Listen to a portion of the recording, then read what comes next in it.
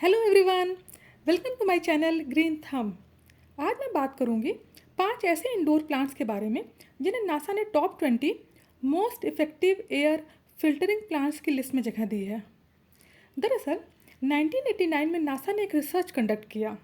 2 साल तक चले क्लीन एयर स्टडी नाम के इस रिसर्च में पाया गया कि दैनिक जीवन में प्रयोग होने वाली वस्तुओं जैसे घरों में रखे फर्नीचर के paint, varnish, plywood, facial tissue, paper bag, paper towel, synthetic fabrics, plastic items, glue, rubber, leather, house cleansing items जैसे toilet cleaner, floor cleaner, room freshener आदि सामानों से बहुत सारी विषैली गैसें निकलती हैं, जिनके प्रभाव से मेंटल स्ट्रेस, एंजाइटी, एलर्जी, नींद ना आना, स्किन एलर्जी और यहाँ तक कि हार्ट, किडनी, लीवर से संबंधित बीमारियाँ हो जाती हैं।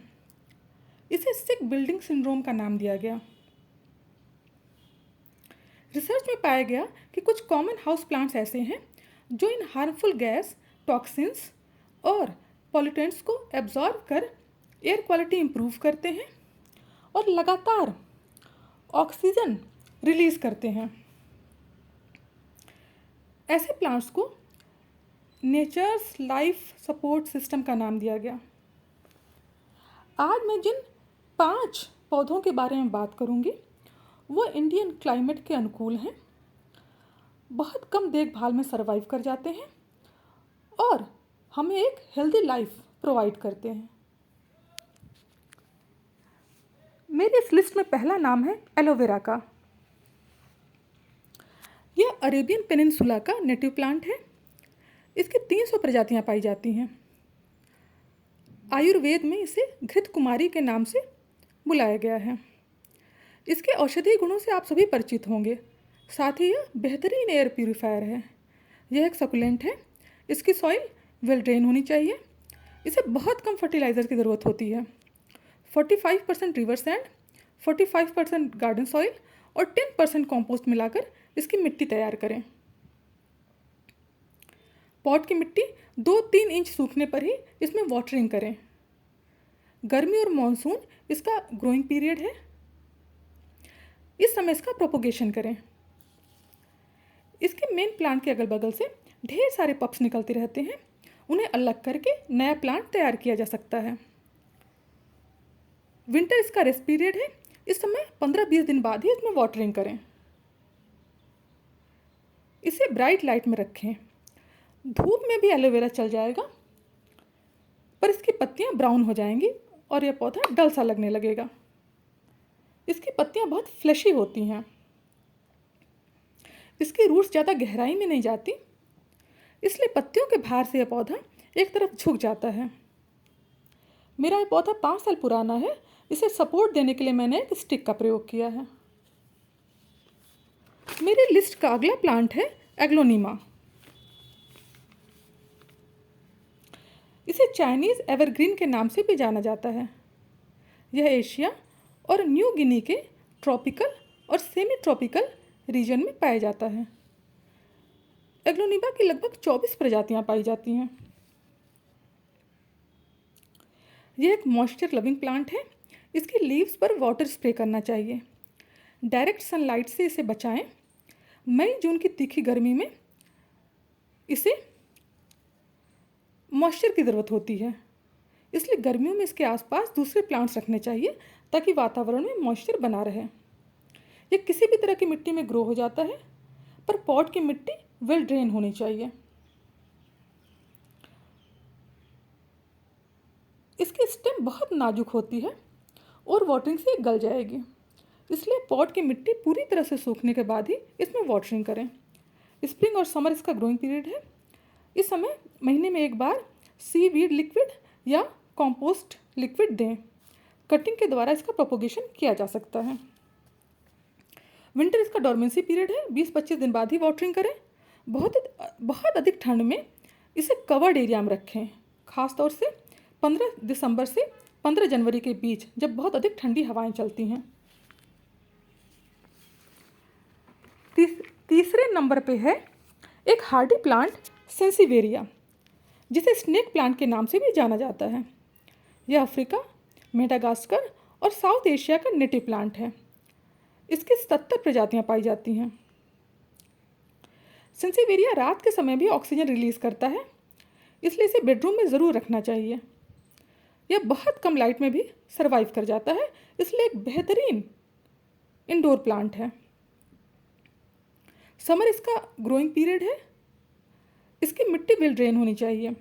पॉटिंग मिक्स में 45% तक रिवर सैंड या बजरी मिलाएं। ओवर वाटरिंग से बचें, नहीं तो प्लांट रूट रॉट का शिकार हो जाएगा। सेंसिवेरिया बहुत कम फर्टिलाइजर में भी चल जाता है। अगर पॉटिंग मिक्स में फर्टिलाइज़र नहीं मिलाएंगे तो भी यह खुश रहेगा। इसकी मेन प्लांट के अगल बगल से ढेर सारे पप्स निकले रहते हैं, उन्हें निकालकर इसका प्रोपोगेशन किया जा सकता है।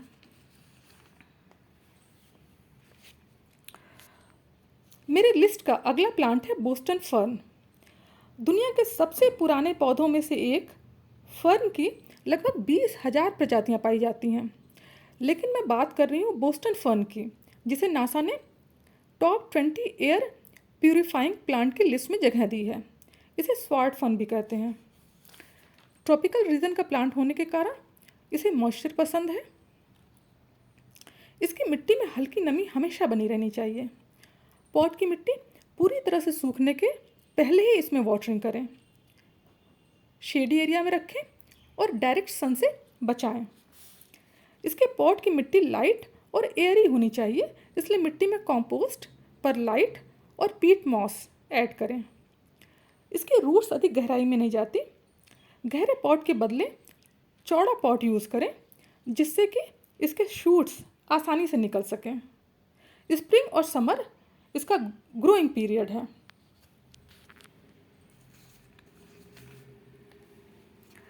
मेरे लिस्ट का आखिरी प्लांट है ड्रेसिना। ड्रेसिना ट्रॉपिकल अफ्रीका, एशिया और ऑस्ट्रेलिया का नेटिव प्लांट है।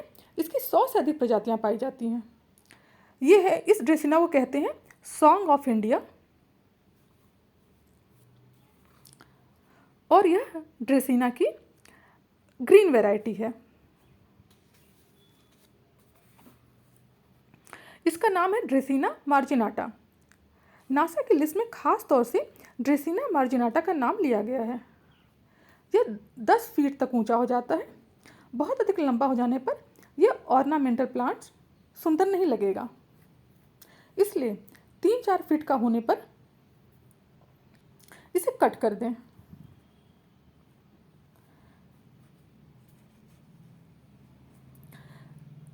इसे यहाँ से, जैसे 3 फीट का हो गया, इसको यहाँ से कट कर दें, जिससे से कई ब्रांचेस निकल आएंगे और यह प्लांट बुशी हो जाएगा।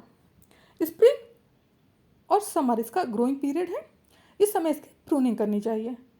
ड्रेसिना को पानी की अधिक ज़रूरत नहीं होती है। पॉट में नमी होनी चाहिए, लेकिन मिट्टी सौगी नहीं होनी चाहिए। इसे मॉइस्चर पसंद है। सप्ताह में एक बार पत्तियों पर मिस्टिंग करें। डायरेक्ट सनलाइट में नहीं रखें। बहुत कम लाइट में भी चल जाता है, लेकिन 10-15 दिन बाद इसे ब्राइट लाइट में रखें, नहीं तो इसके पर्पल एजेस अपनी चमक खो देंगे और यह पौधा खराब लगने लगेगा।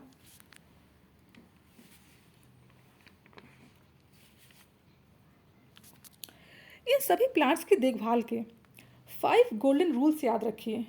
फर्स्ट, अति सर्वत्र वर्जित, इसलिए ओवर वाटरिंग या अंडर वाटरिंग से बचें। सेकेंड, ये सभी इंडोर प्लांट्स हैं, डायरेक्ट सन के एक्सपोजर से इन्हें बचाएं। थर्ड, विंटर्स में पॉट की मिट्टी पूरी तरह से सूखने पर ही वाटरिंग करें। फोर्थ, साल में 2 बार फरवरी और सितंबर में इन्हें फर्टिलाइज़र दें। फिफ्थ, 15-20 दिन बाद घर के बाहर ब्राइट लाइट में रखें।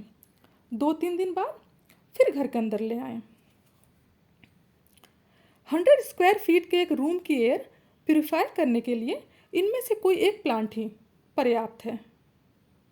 आज के लिए बस इतना ही। Thanks for watching this video. Keep our planet pollution free and green. Take care of your plants. Bye.